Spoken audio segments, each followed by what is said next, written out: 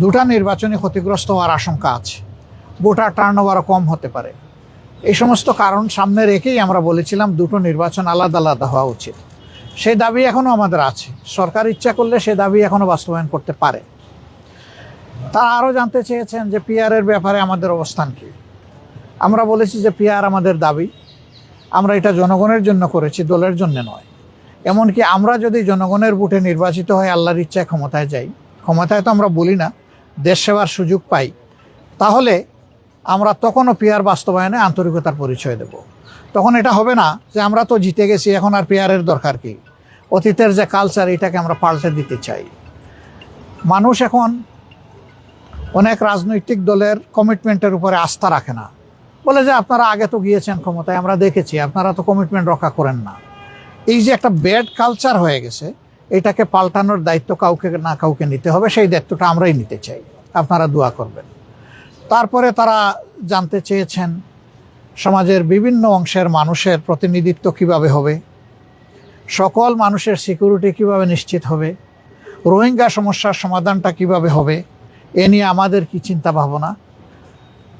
নির্বাচন পরবর্তী সময়ে যদি আমরা নির্বাচিত হই, তাইলে প্রথম 100 দিনে আমাদের জনগণের প্রতি কি বক্তব্য থাকবে, কি করণীয় থাকবে, এই বিষয়গুলো তারা আমাদের কাছে জানতে চেয়েছে।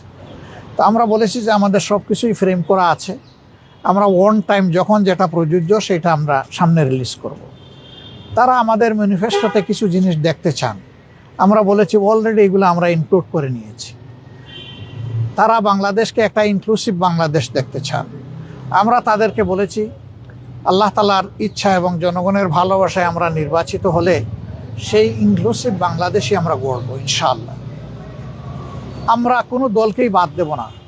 আমরা দেশের স্বার্থে দারুণভাবে আমরা অনুভব করি যে অ্যাটলিস্ট আগামী 5টা বছর দেশের স্থিতিশীলতা, ইকোনমি ফিরাইয়ে আনা, আইনের শাসন সমাজে কায়েম করা এবং সমাজ থেকে দুর্নীতিকে নির্মূল করা বা বিদায় দেওয়া, এর জন্য প্রয়োজন আমাদের একটি জাতীয় সরকারের। আমরা নির্বাচিত হলে সেই সরকারটাই গঠন করব। যারা এখানে অংশগ্রহণ করবেন তাদের কাছে শুধু 2টা জিনিসই আমরা প্রত্যাশা করব। নাম্বার 1, কেউ নিজে দুর্নীতি করবেন না এবং দুর্নীতিকে কোনোভাবে প্রশ্রয় দেবেন না। নাম্বার 2, আমরা চাইব সকলের জন্য বিচার সমান এবং নিশ্চিত করতে। এই ব্যাপারে কোনো ধরনের হস্তক্ষেপ কেউ করবেন না রাজনৈতিকভাবে। মিনিমাম এই 2টা জিনিসের ব্যাপারে যারা একমত হবেন তাদেরকে নিয়ে আমরা সরকার গঠন করার জন্য আমরা আগ্রহী। আমাদের আপত্তি নাই না, আমরা আগ্রহী, সেটা দেশের স্বার্থে। এমনকি আল্লাহ যদি ইচ্ছা হয় যে 200 আসনেও আমরা বিজয়ী হয়ে যাই, তারপরে আমরা এটি করবো ইনশাআল্লাহ। এবং দেশবাসীকে আমরা আশ্বস্ত করতে চাই, অতীতে যা হয়েছে হয়েছে, এখন সারা দেশবাসী আমরা ঐক্যবদ্ধ দেশের স্বার্থে, আমাদের আগামীর প্রজন্মের স্বার্থে। যুব সমাজের যে অ্যাসপিরেশন, তাদের যে আকাঙ্ক্ষা, এই আকাঙ্ক্ষা কোনোভাবে যাতে ব্যাহত এবং আহত না হয়, সেই ব্যাপারে আমরা দারুণ শ্রদ্ধাশীল। তারা job creation, migration, education exchange, economic rebuild, এই সমস্ত বিষয়ে তারা কথা বলেছেন এবং তাদের সাজেশনগুলা, তাদের কথাগুলা আমাদের কাছে দারুণ আন্তরিক মনে হয়েছে। তারা আসলেই বাংলাদেশকে ভালোবাসে, তারা একটা বাংলাদেশকে বেটার বাংলাদেশ হিসাবে আগামীতে দেখতে চান। আমরা যেন দেশ এবং বিদেশের সকলের আশা আকাঙ্ক্ষাকে আমরা সম্মান করতে পারি এবং সকলের আশা বাস্তবায়ন হয়, আপনারা দোয়া করবেন।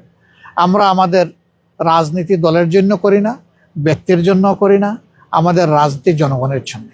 এবং এটা আমরা কথায় নয়, কাজেই প্রমাণ দিতে চাই। আল্লাহ যেন সেই প্রমাণ দেওয়ার শক্তি আমাদেরকে দান করেন। আপনাদের সবাইকে ধন্যবাদ, কষ্ট করে এসেছেন আমাদের কথাগুলা কভার করার জন্যে।